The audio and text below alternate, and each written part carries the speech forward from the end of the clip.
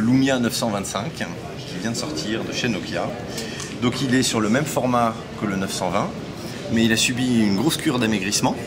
Il est beaucoup plus fin, je crois qu'il a perdu près de 2 mm en épaisseur. Il a perdu beaucoup en poids, il a perdu entre 50 et 60 grammes en termes de poids. Et on retrouve le Windows Phone que tout le monde connaît dans sa version qui s'appelle dans le jargon GDR2, qui est la deuxième mise à jour mineure de Windows Phone, et où on a beaucoup travaillé sur libérer de la mémoire pour les constructeurs pour qu'ils puissent développer leur expérience caméra. Et en particulier ce qu'amène Nokia avec le Lumia 925, c'est une amélioration vraiment fabuleuse de la caméra, puisqu'ils amènent une nouvelle optique qui est complètement renouvelée et qui va en faire probablement le meilleur terminal du marché pour prendre des photos en conditions de basse luminosité. Et je pense que c'est ça qu'on va faire savoir et faire connaître sur le marché.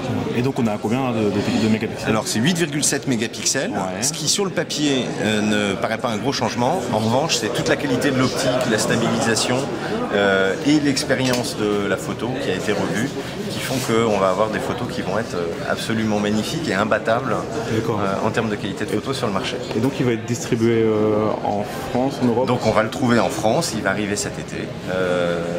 On va le trouver dans...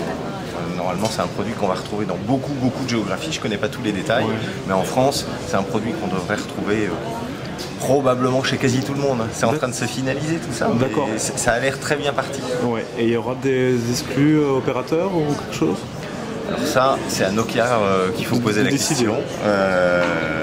A priori, comme le produit sera chez tout le monde, je ne connais pas les détails sur les couleurs, mais il va exister en 3 coloris. Ah oui. Là, on l'a ici en coloris noir.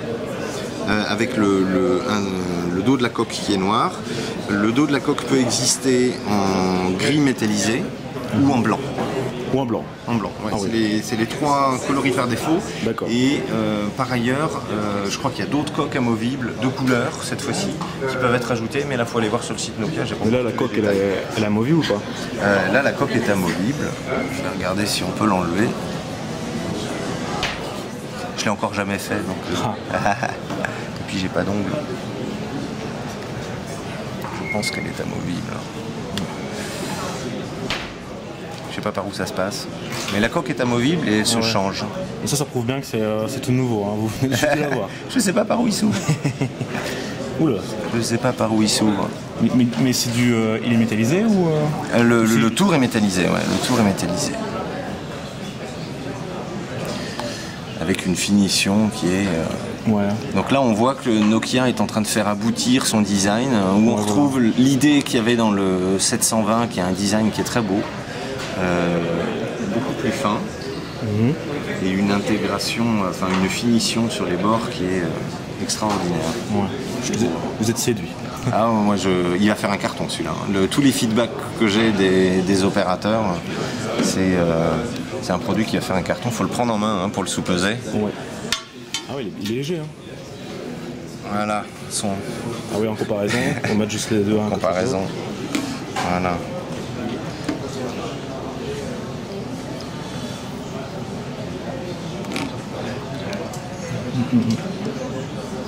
Et donc on retrouve les mêmes tailles d'écran. Hein. Ouais. On retrouve le même format, mais en revanche, 50 grammes de moins. Il faut regarder l'épaisseur. Alors là, c'est pas le bon sens. Il faut regarder comme ça. Et là, on voit qu'il y a une différence. C'est surtout la coque qui a perdu son arrondi. Hein. Du coup, c'est... il a subi une cure d'amaigrissement significative. Ouais. Et pour la GDR2, vous avez remarqué des choses... Alors dans les nouveautés qu'il va y avoir dans la GDR2, c'est... dans les nouveautés qu'il va y avoir dans la GDR2, il y a plein d'améliorations sur les performances, qui sont des trucs un peu techniques. Les vraies améliorations qu'on va trouver pour les utilisateurs, ça va être l'arrivée de DataSense, qui était une fonctionnalité qu'on avait annoncée au moment de Windows Phone 8, où j'avais dit qu'en France, DataSense ne serait pas activé au début. Et donc là, on va le retrouver activé progressivement chez chacun des opérateurs. Et c'est quelque chose qui va être activé sur tous les téléphones qui arrivent. C'est une mise à jour qui va arriver pendant l'été sur tous les Windows Phone 8. Ouais. Comme on en parle depuis pas mal de semaines. En fait, on parle de mise à jour depuis pas mal de temps parce qu'il y a régulièrement des mises à jour de constructeurs. Et nous, on a travaillé sur on a plusieurs releases à peu près tous les trimestres. GDR1 qui est arrivé pendant le premier trimestre, GDR2 qu'on est en train de faire valider par les constructeurs et les opérateurs. On est en train de faire tous les tests techniques et les mises à jour arriveront dans l'été probablement. Et puis on en a encore une petite troisième sous le coude parce que c'est de l'amélioration continue. C'est ça le principe d'un OS qui devient cloud, c'est qu'on peut en faire bénéficier les mises à jour à tous les utilisateurs. C'est parfait.